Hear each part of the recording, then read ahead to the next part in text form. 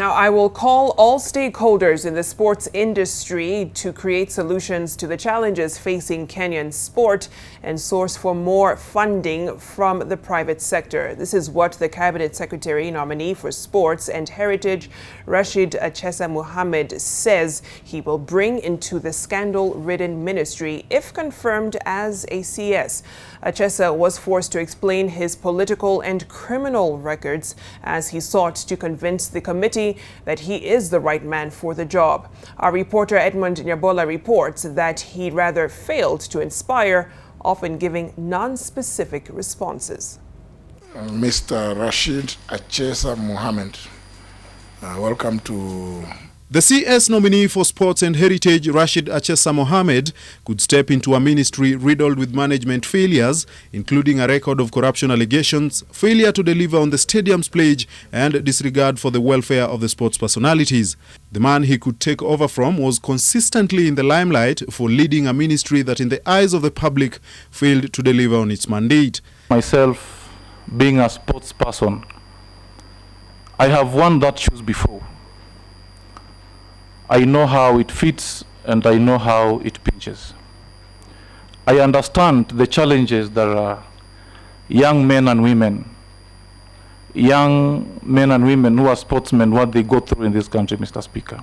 In the last 5 years alone, the ministry has been under fire over Kenya's failure to host CHAN 2018 due to lack of facilities as basic as stadiums. The Rio Olympics debacle, in which millions of shillings were lost, the anti-doping laws circus, and the bungled Harambee Stars trip to West Africa.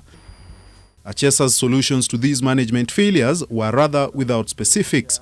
What is it that you can do better than the previous CSS and ministers of sports have not done in this public, to at least make sure that our sportsmen and women are more dignified? I will source for funding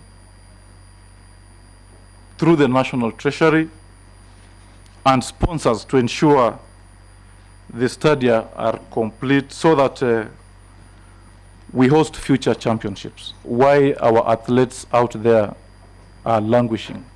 Mr. Speaker, it is because of, number one, poor management. I'll ensure that I bring all the stakeholders concerned together and have a candid discussion with them.